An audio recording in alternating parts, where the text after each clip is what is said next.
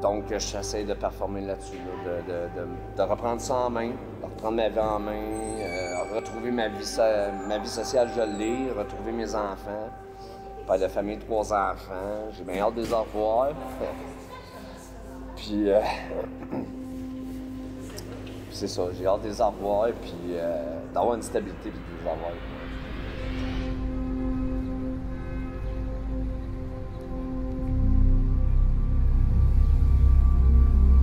Chaque fois qu'on entend parler d'itinérance, on a vraiment l'impression que c'est un problème qui est montréalais.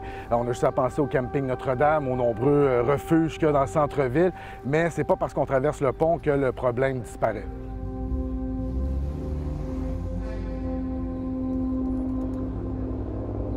Il y a un paquet de personnes qui s'amènent, qui font la file présentement. Qu'est-ce qui se passe là, au juste? En fait, on arrive à l'heure où c'est l'heure des admissions.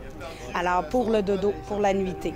Alors, après le souper, les gens rapidement vont se mettre en file, comme vous pouvez voir présentement. On a 25 lits disponibles. Et puis, ils font la file. Autant que possible, on essaie de respecter la distanciation, les mesures sanitaires aussi, le masque.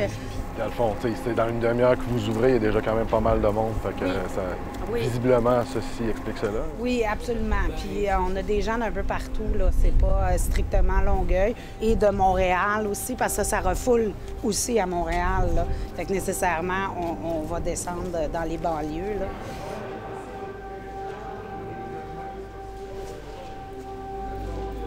Quand tu dis qu'en mars, il a commencé à avoir plein de monde au métro, mais ces gens-là, c'est quoi? C'est vraiment des sans-abri de la COVID? Bien, en partie, certainement, mais pas tous. Il y avait beaucoup aussi des gens d'un peu partout qui arrivaient des régions, puis que ça refoulait au métro. Et comme tout était fermé, les commerces, les centres d'achat, les restaurants, tout s'est fermé, ce qui fait que les gens n'avaient plus d'endroit où se procurer un peu de nourriture, un peu de sous. La quête, ne serait-ce que des gens vivent de ça, de quêter un peu de sous pour, survivre. Ce qui fait que le seul endroit qui restait, c'était le métro Longueuil, où il y avait encore des passages d'individus, d'humains, parce que les rues étaient vides. Ce qui fait que, là, tranquillement, pas vite, la ville de Longueuil et les partenaires, les groupes communautaires ont décidé que là, il fallait qu'on fasse quelque chose pour remédier à la situation. Le 3 août 2020, on ouvrait notre refuge où là, on devenait 24/7. Alors, où les gens pouvaient maintenant dormir ici. Et on a commencé à 15 lits et on a rapidement monté jusqu'à 25. Élie, on a l'impression que l'itinérance, c'est vraiment quelque chose qui est montréalais. Pourtant, c'est quoi le visage d'itinérance en banlieue? Bien, je vous dirais que c'est similaire. Toutefois, tu sais, j'aurais tendance à dire que peut-être Montréal, c'est plus chronique.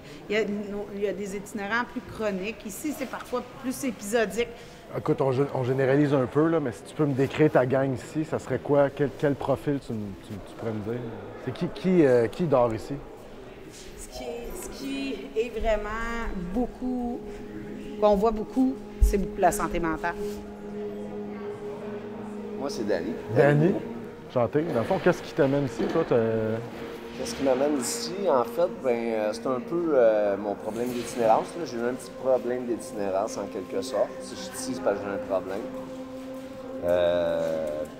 Pas non résolu, mais j'ai un problème. Puis, ces temps-ci, je suis en train de le régler tranquillement, pas trop vite. Mais je reste que je suis capable de contrôler mon Danny.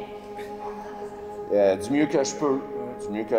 Puis ça, c'est en m'assisant, faisant ma petite prière, puis à demander ça à lui en haut, parce que des fois, c'est pas toujours facile. T'es en bonne place pour ça? T'as un accès VIP ici, dans une église? Oui. À tous les jours, à toutes les fois. Même des fois, je le fais pas à tous les jours, mais la première fois que je suis venu ici, je me suis mis à marcher les genoux sur les marches, là, puis... Qu'est-ce que ça va prendre d'abord pour convaincre les autorités du bien fondé d'avoir plus de lits, plus de ressources si les besoins sont là, pour pas laisser le monde dormir dehors? Qu'est-ce que ça va prendre? C'est une très bonne question. Je pense que c'est une sensibilisation auprès de nos gouvernements, nos dirigeants, notre société, l'acceptation aussi de ce phénomène-là, de cette pauvreté-là en ascension, la précarité. Je pense que c'est une question de société. Je pense que c'est à se questionner parce que c'est pas simple non plus d'avoir un refuge dans la communauté. On s'entend que ça fait pas plaisir à tout le monde. Ça crée des frictions aussi. Mais je pense qu'il y a une éducation, une sensibilisation à avoir. Et nécessairement que oui, il y a des budgets qui soient alloués clairement à la santé mentale et aux gens qui sont sur le front.